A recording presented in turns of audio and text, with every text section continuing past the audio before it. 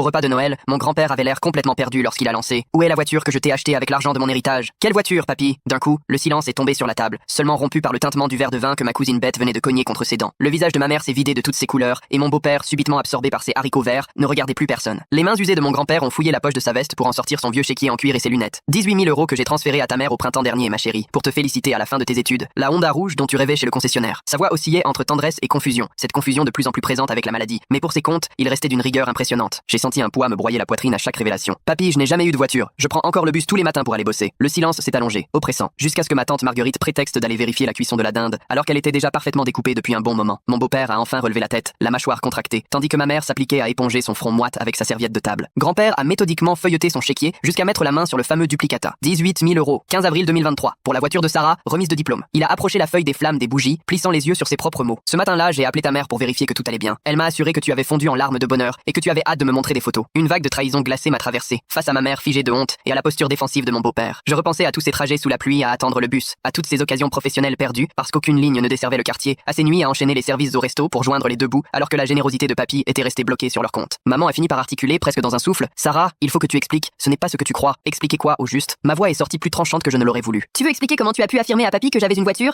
alors que tu sais pertinemment que je te supplie de m'emmener à mes entretiens depuis des mois? La fourchette de mon beau-père a brutalement heurté son assiette et il m'a dévisagé avec un éclat troublant dans le regard. Le reste de la famille n'osait plus bouger, chacun cherchant sûrement une excuse pour fuir ce désastre familial. Mon grand-père, lui, semblait redoubler de perplexité, tentant de comprendre l'inexplicable. Mais Dorothy, tu m'avais montré les photos sur ton téléphone. La Honda rouge avec le gros nœud. Sarah pleurait de joie. Sa voix s'est brisée et j'ai compris qu'il vivait dans l'illusion depuis des mois d'avoir réalisé le rêve de sa petite fille. Ma mère, tremblante, a attrapé son verre de vin, en a bu la moitié d'une traite, puis a tenté de reprendre la parole. En réalité, Sarah, on a eu des imprévus avec les travaux de la maison et elle s'est arrêtée net en voyant le regard glacial que lui lançait mon beau-père, aussi froid que la sauce figée dans la saucière. Là, tout sonnait enfin comme une évidence sinistre. Ils avaient menti à papy sciemment, et ce depuis 8 mois. Montrez-moi vos relevés bancaires, ai-je déclaré calmement, d'un ton posé où percevait la tempête à venir. Je veux savoir, noir sur blanc, où est passé cet argent. Les guirlandes du sapin brillaient d'un air presque narquois, pendant que la famille restait tétanisée, comprenant que leur secret venait d'exploser en plein festin. 2 heures après, une fois papy reconduit et la maison vidée de tout le monde, j'étais là, dans leur salon, à examiner des piles de relevés bancaires éparpillés sur la table basse, comme autant de pièces à conviction. Les 18 000 € s'étaient évaporés à coups de retrait dans des casinos, d'additions salées au restaurant et de paiement pour la moto de mon beau-père, que je n'avais même jamais aperçu. La fameuse Honda rouge au ruban était un leurre, sûrement une photo trouvée au hasard sur internet et présentée à papy pour l'amadouer. Quand j'ai consulté une avocate la semaine suivante, elle a rapidement confirmé qu'il s'agissait à la fois d'escroquerie et de maltraitance sur personnes vulnérables. 2 délits très sérieux. 6 mois plus tard, pour éviter le scandale du tribunal, ils ont tout reconnu et remboursé l'intégralité des 18 000 €, majorés des intérêts, à mon grand-père, qui a fini par m'offrir cette fameuse Honda rouge avec, en prime, des excuses bouleversées d'avoir pu douter de ma sincérité. Mais comment lui avouer que je préférerais 1000 fois une vieille Honda usée à une neuve rutilante?